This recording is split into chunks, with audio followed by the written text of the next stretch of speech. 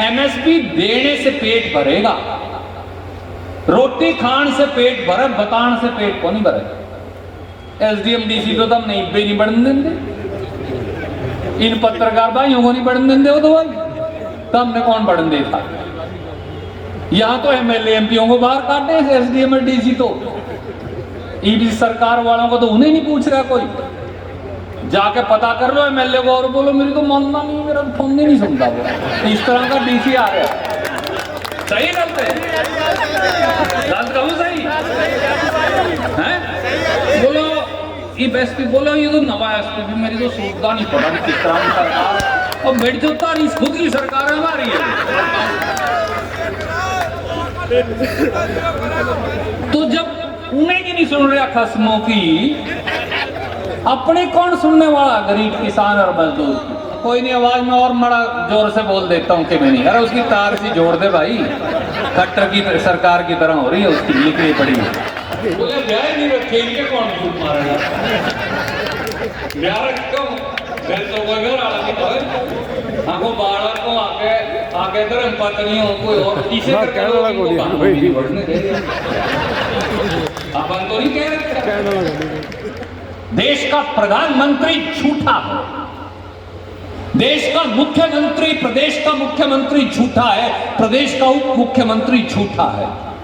उस कानून की दफा 2M के अंदर सबसे पहले यह लिखा है कि अब अडानी का साइलो और फैक्ट्री अनाज मंडी होंगी, वो ट्रेड एरिया होगा, अनाज मंडी ट्रेड एरिया नहीं होगा।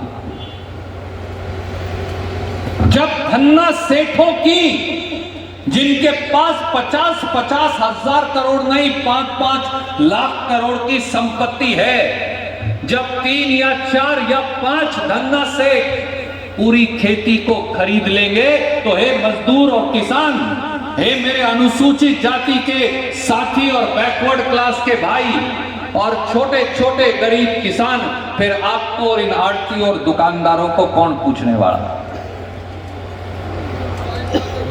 सच्चाई यह है कि हिंदुस्तान की खेती का सेंसस देखिए, उसमें लिखा है कि 90% किसान 2 एकड़ भूमि का मालिक है या उससे कम का।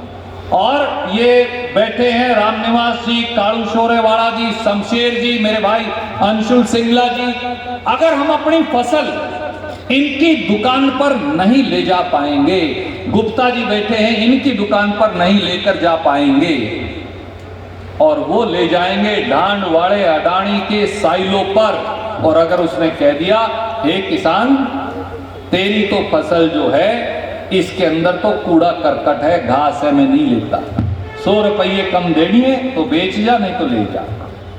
और धीरे धीरे जब कैथल की अनाज मंडी पर, दूला चीका की अनाज मंडी पर, ढांड की अनाज मंडी पर, पुंडरी की अनाज मंडी पर, कलायत की अनाज मंडी पर, प्रधान जी जब ताला लग जाएगा 2 साल 3 साल में, ये भाई दुकानदार भी अपना सामान उठाकर चले जाएंगे, क्योंकि पहले तो वो 20-30 रुपया तेजी का देंगे, उसके बाद वो पैसे खत्म हो जाएंगे और ये मंडी हो जाएगी बंद। जिस दिन इनके लग जाएगा ताला, उस दिन 5 आदमी इस देश का फैसला करेंगे तेरी फसल किस भाव बिका करेगी। जब ये होंगे ही नहीं लेने वाले, जब अंशुल सिंगला की दुकान पे ताला लग जाएगा, जब सुरेश गुप्ता की दुकान पे ताला लग जाएगा, जब कालू शोरेवाला की दुकान पे ताला ले जाएगा, फिर तेरी खरीदेगा कौन? और घाट बस्ती के हमारे गरीब मजदूर मजदूरी करेंगे कड़े, और वो गरीब अनुसूचित जाति के तोले जावेंगे कहां? और मुनिम्मी का काम करने वाले, वहां इनके कारिंदों का काम करने वाले एससी बीसी के हमारे भाई जावेंगे कड़े। कोई उसका जवाब दे सकता है बीजेपी में? हमने मोदी को कई बार कहा, जा स्टेज पे खड़े हो बहस कर ले। मुझे न्यूनतम समर्थन मूल्य कौन देगा? कड़े देगा और चुप कर देगा। इन 3 बातों का जवाब दे दो।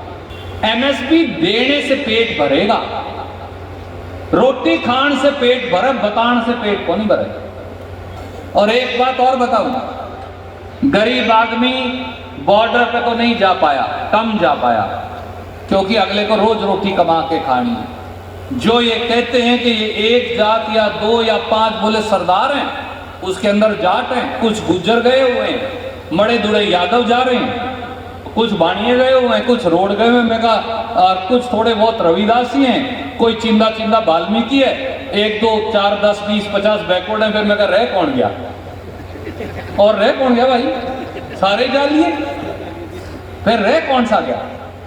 मोदी का दूसरा कानून सुन लो क्या, क्योंकि मैं इसलिए आज कहा कि सारे कानूनों के बारे में सबको जानकारी नहीं, समझ है कि हमारे खिलाफ है, पर हर कानून नहीं मेरा। क्या दूसरा कानून ये, अब अगर मैं ये चाहूं कि मैं 1 लाख क्विंटल दाल स्टोर कर लूं, कर नहीं सकता, मेरी जेल हो जाएगी।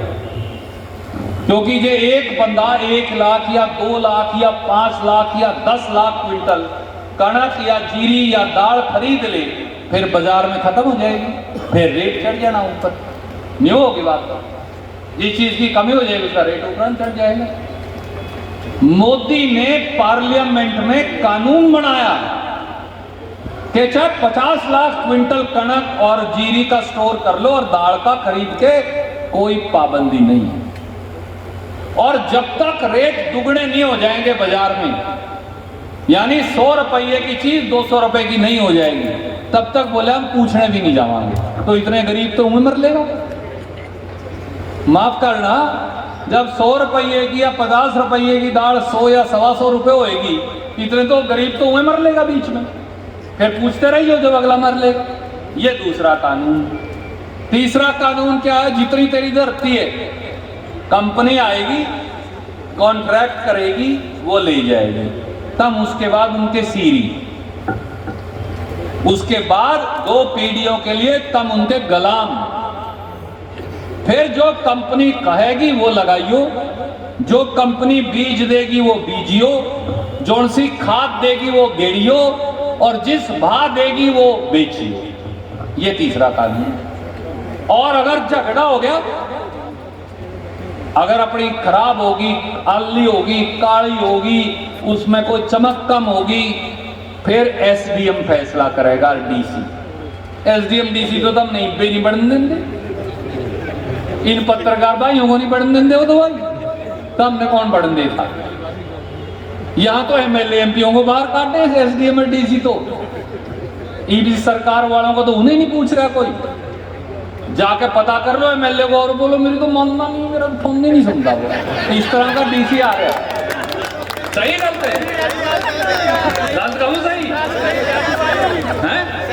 बोलो ये एसपी, बोलो ये तो नवा एसपी भी मेरी तो सूखता नहीं पड़ा किस तरह की सरकार, और बैठ जो तारी खुद की सरकार हमारी है। तो जब उन्हें की नहीं सुन रहा खस्मों की, अपनी कौन सुनने वाला, गरीब किसान और मजदूर की अपनी तो जमा ही कौन सुननी। फिर क्या होगा, ये तीसरा कानून।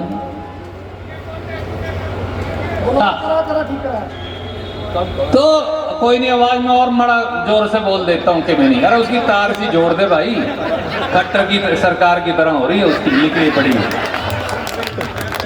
हाँ, मड़ी ही तार जोड़ दे उसकी सही, कईयों एमसी साहब जोड़ेंगे उसकी तार सही से। बोले ब्याह नहीं रखे, इनके कौन झूठ मारेगा, ब्याह रखो मैं तो घर आला नहीं तो हमको बालक को आगे धर्म पत्नी हो कोई और इसे अपन तो नहीं कह रहे।